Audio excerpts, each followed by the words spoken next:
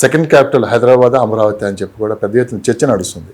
అంటే ఢిల్లీలో pollution పెరిగిపోవటం, so ఇటువైపు రావడానికి కూడా కొన్ని అడుగులు పడుతున్నాయని చెప్పి మనం ఇప్పుడు విన్నాం.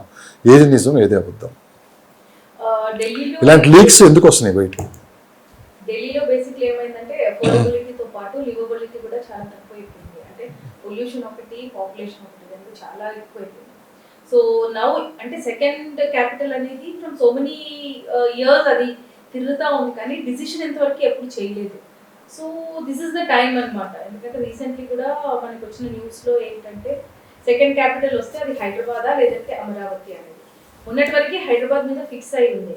కాకపోతే మన పిఎం అమరావతి వచ్చి వెళ్ళినాక అమరావతికి కూడా దీంట్లో ఒక ఛాన్స్ ఉంది అని అంటున్నారు. సో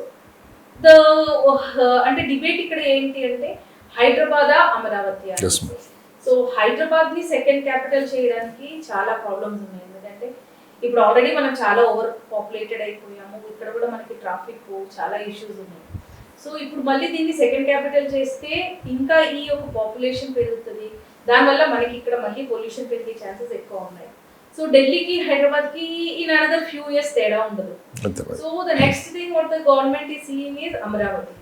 కానీ అమరావతి ప్రాక్టికలీ ఎంత వర్కౌట్ అవుతుందో అనే దాని మీద ఇప్పుడు డిబేట్ జరుగుతూ ఉంది. ఎందుకంటే అమరావతి ఇంకా సెటప్ అవ్వాలంటే it take 5 to 6 years time.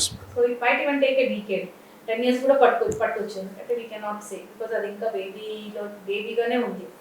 So the debate here is Hyderabad or Amaravati. అంటే ఇఫ్ ద గవర్నమెంట్ అంటే సెంట్రల్ గవర్నమెంట్ దగ్గర టైం ఉంది అంటే Amaravati is a good choice.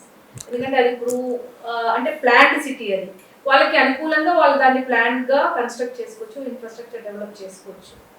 కానీ మళ్ళీ ఒక క్యాపిటల్ అవ్వాలి అంటే too much of airport accessibility ఉండాలి, ఇన్ఫ్రాస్ట్రక్చరల్ గ్రోత్ ఉండాలి.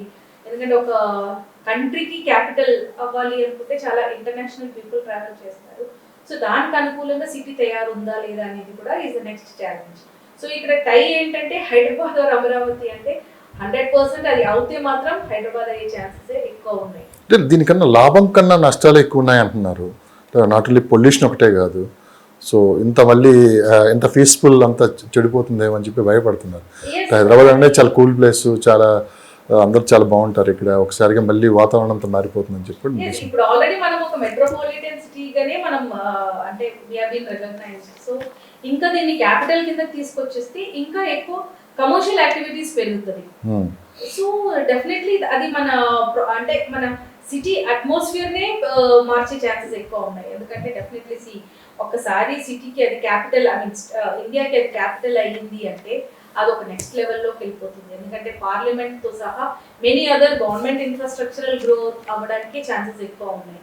సో అలాగనే ట్రాన్సిట్ ఎక్కువ ఉంటుంది. అంటే గవర్నమెంట్ ఎంప్లాయీస్ ఉండొచ్చు, పొలిటీషియన్స్ ఉండొచ్చు, సెంట్రల్ మినిస్టర్స్ ఉంటారు. సో దానికి తగినట్టుగా ఇన్ఫ్రా కూడా క్రియేట్ చేయాలి. అండ్ ఇంకా ఇప్పుడు మన సిటీ లిమిట్స్లో అంత ఇన్ఫ్రా క్రియేట్ చేసే ఆపర్చునిటీ కూడా మనకు లేదు. ఎందుకంటే అంత ల్యాండ్స్ లేవు, అంత ఫెసిలిటీ కూడా లేదు.